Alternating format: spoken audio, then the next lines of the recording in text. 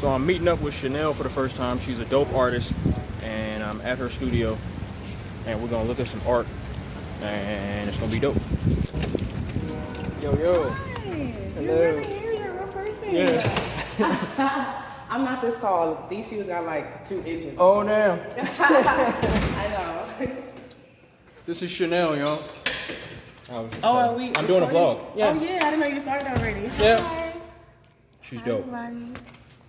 So yeah, so this is have you been to the Lost before? I feel like I've been to like an art show before, and it might have been over here. Okay. I don't know if it was this particular area. So people use this, like there's a person who lives in that room right there, and he like is a photographer, but has a person who uses stuff to do all type of stuff. Okay. And somebody else lives up there. Back here, he like music, like people are here all of them, some of them. But his artwork is dope. If you want to Okay. take a look. Dope. 2 artists that work together. This is me.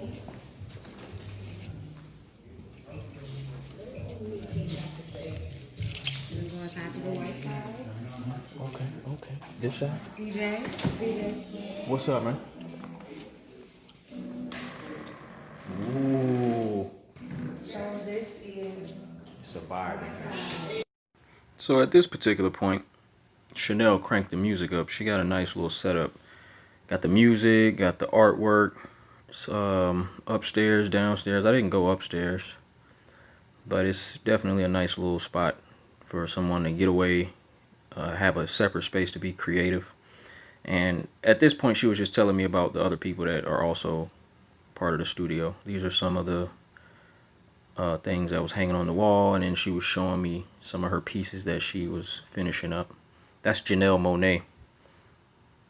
be driving, I might just blink and see something just different, almost like a photograph, like colors and just different things. And I want to capture it. I do the same thing with photographs, like I'll be on the internet and I'll be looking at pictures. Sometimes I'll just see them naturally. Most of the times I will. Like I'm not really looking for inspiration. It'll just find me. I'll save the pictures, and then I will try to write down. I'm getting better at this. I didn't do this before. Write down the idea so I don't forget it of what I, sketch it out real rough, and then just save the picture and come back to it later and actually paint it how I want to. I'm trying to get better at pulling stuff from my head straight off. It's a confidence thing because I want to develop my own style. So the way that I see stuff too, I see a lot of stories, and it's hard to capture in one moment.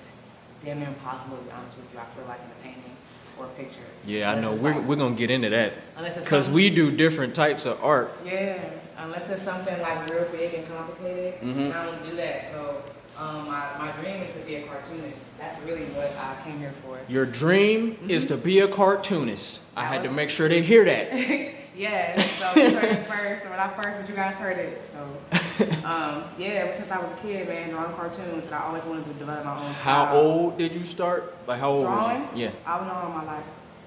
My mom has this picture, no lie. I think it was from kindergarten.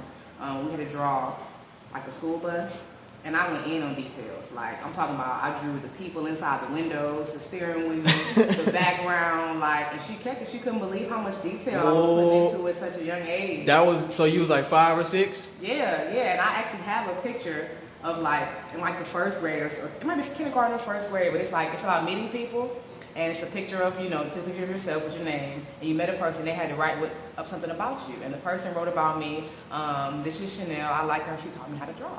And, yeah, I know, So right? was that your first memory of when you figured out, okay, this is what I want to do, I'm good at this? Like at 5 or 6, or was it before that? Probably, I would say probably about that time. About the first grade, I enjoyed it. The second grade, I started drawing on rugs.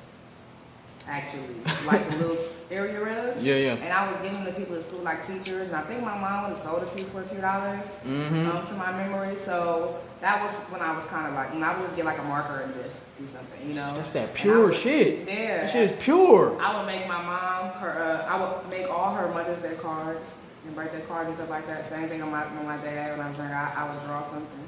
I would look up pictures of cartoon characters and scenarios. I drew a picture of my mom. She has a picture of Dexter's mom from Dexter's Lab. Because stuff I can relate to. I did one with was it Wilma Flintstone or think so. Mm. For her. So little things like that, you know, other TV or cartoon moms in my mind. But anyway, yeah, so that's what I want to do. So Cartoon Network's where headquarters is here, and I'm trying to get in. I didn't go to school for animation. I know nothing about it. However, I do know videography. But you do and stuff know like about that. it. I know, and I do know videography, which is half the battle on editing. You know what I'm Mm-hmm. saying? So, and I have the ideas. It's just that. So, I want to go to art school to learn to develop my own like style. I never did that. Okay. So I'm still trying to find that because I feel like that's a part of creating cartoons. You have to have a style of animation that people recognize. Yep. You know what I'm saying? Because I can recognize certain things, and I don't even have to know. I don't know, and I don't know artists by name, and I'm like, oh, that's probably the same artist. Right. It is. Even if sometimes you can tell because they spin-offs, but separate from that, you can just tell from the style, and that's what I want. So I am trying to experiment with the idea of manifestation because I do believe that, and I never really applied it to my artwork. I noticed that most of my artwork is very singular, as if it's one focus group, it's one person, and they're typically always alone. And I have my reasons for focusing on that because I understand why I paint, and I have been diving more into that. I've taken some courses that really made me dive into that so I can find my audience and connect with them better. But anyway, I know that I want other things in my life. I don't want to be alone. You know, I'm a people person. I love being around people. I love relationships of all kinds, friendships, you know, co-worker relationships, like teammates. You know, I just love different types of relationships. I understand the value in them, and especially romantic ones. I am a hopeless romantic. So I'm not gonna lie, I'm accepting the fact that I am. Right, it is what it is. Right, so anyway, I'm playing around with the idea of manifestation, so I'm trying to force myself to paint more loving pictures of like couples and things like that. So I'm working on some stuff. And I only show people stuff I'm working on, which y'all gonna see. Right, I already know what it is about artists. If we let people see it before it's done, come on. It's fine.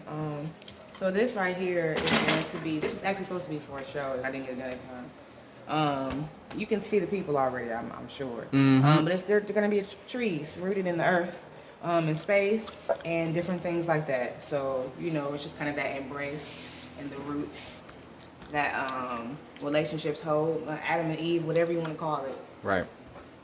That's dope. I like that. This is the one I'm focusing on. Ooh, that shit fire. And I have a type of a surreal style of art. It's like it's realistic, but it's not. Right. You know, it's like slightly cartoony, just naturally. So some of my stuff looks a little more cartoony than others, but that's okay. But I'm trying to basically present the idea of a couple, and you know, when they come together, they bloom. And you're weaving it into nature and like the universe. Absolutely, I like absolutely. That. And I picked these colors specifically because of what they mean. If you look up what blue represents in orange, it's like, I don't know right now, but they have I promise they mean something. Yeah. They really do. They mean things with like connections and love and chakras and just comfort and different things. Why he's embracing her like that. But it's gonna be people in the flowers, like girls. I like that. And they're like waving, and I'm pretty sure that the guys are gonna be like bees. I don't know. And I develop this as I go. These are one of the things that come from my mind, the few rare things that come from my mind. So. Okay, so this didn't come from a reference. You just that's dope. Okay. I mean, the concept totally came from my mind. I didn't see anything. I had it. I wanted to do it, so I proceeded to look up references after I had the concept of people holding each other a certain way, and you know how I wanted to do it, so I could, you know, what I'm saying, get it out of my head. Same thing with that. Do you have like maybe a general idea of what you would want your cartoon to look like? Or what it would be about? Like? Yeah, like. So check this out. I always said, and I have stories for real. So when I was younger, I was like, this woman who's a friend of the family would babysit, you know what I'm saying, me. She ran an in-home daycare basically. She's been doing that forever. I think she still does that. I remember she retired. But long story short, you know, it was me and the same group of kids, and we really had rugrat type adventures for real. Because our parents, like, I have, you know, for real, I have videos of us at like first and second birthdays together, like McDonald's, you know what I'm saying, stuff like that. And so our moms knew each other before we, you know what I'm saying, were conceived, and it just kind of carried on. So anyway, I used to always say that I wanted to make a black version of the Rugrats. I would make a cartoon about my, you know what I'm saying, just about my experiences being in the daycare and stuff we get into. And I don't remember what I would call it. I think I would call it like Miss Linda's house or something like that. But I always told my people, like, I'm gonna put y'all in this cartoon. Yeah. I'm gonna do it. So that's probably something that I would do first. Okay. I mean, you know, it's trying to go back to that roots, because that would make me really, really happy for real. And I already have, you know, stories. And I don't know how much artists play in the different roles, you know, as far as like how much the artist has to say in the actual storyline. Because I know with businesses, they got people to do all that stuff. You know what I'm saying? So I'm not really sure where I would fit in. But I think if you got the concept, the idea, and it's good, you could have a team help you to create it and bring it to life. But if it's your idea and it's good, I think you could definitely have like control of all that. I was on a live with somebody like 2 months ago, maybe 3 months ago, and I started it and I never finished it. It's gonna be a chakra painting. Cause you know I be doing logos, so this looks like a dope, like symmetrical logo shape. Yeah. I like that. I want to get into that more too. I know. I remember you told me that.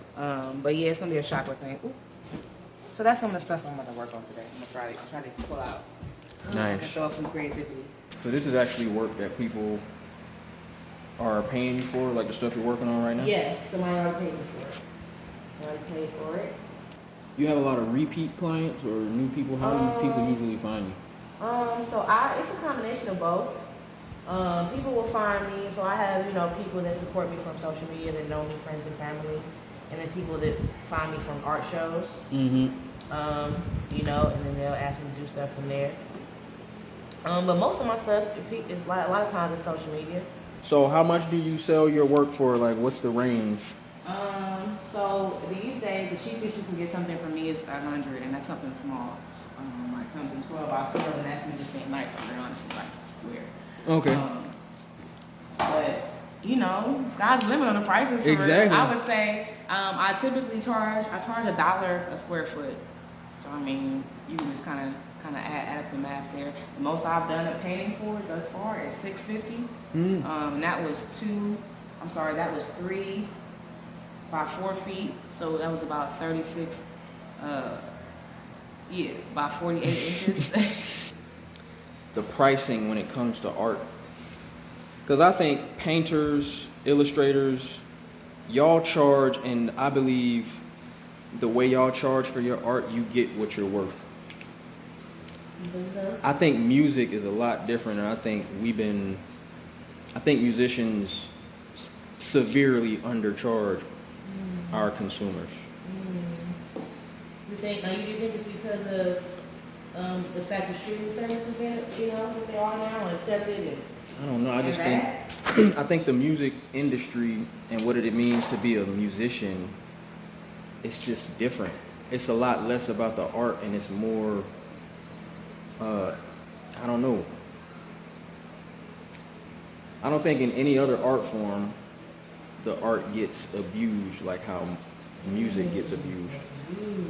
Because I think it's underappreciated, but people love it.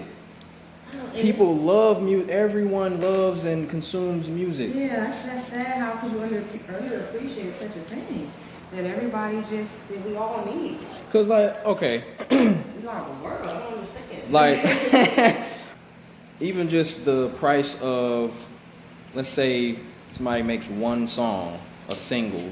I call mine compositions. I don't make albums. So the standard price, people expect to get a single for $1. And I think that's way too low. It is, because I understand it costs money to make a single. You got to pay for production and all that stuff. I mean, you can do all the work yourself, but is the quality going to be there? Right. For real, that's really what it comes down to, you know? And you know something that opened my mind up before Nipsey passed? Remember he put out an album and sold it for $100? Recently? Yeah, like he made an album. I don't know if it was probably the first few copies of Victory Lap, his last album. But he sold it for $100. And it was people like Jay-Z, I think, bought a bunch of copies from him. He was getting support from his peers in music. But it opened my mind up. And I was like, he was understanding like his art is worth more than what they saying the standard price of an album is. Usually people buy an album for like $10 or something close to $10. But he was like, no, I'm I'm gonna charge 100 for an album, and people respected it and they bought it. So I'm gonna tell y'all the main reason, or the primary reason why I'm doing these voiceovers on these certain areas of the vlog is because I'm not trying to get no copyright claims, because we was in there bumping music and ain't nobody got time to be getting flagged. So, but as you can see, this is Chanel. She was adding to the painting that she showed earlier. Look how quickly she adds stuff. Dope, super dope. I love watching people paint, and just illustrators. They're some of the most impressive artists to me. It's not easy to create with your hands and to use, you know, the brush strokes to create dope stuff and all the detail. So I love it. And at this point, we were recalling how we met. I know it was Facebook, right? Yes. Do you remember what year? No. Facebook can tell us. I know I was going through our messenger history, and I know we've been messaging for maybe some years. Maybe 2018? I know last year I reached out.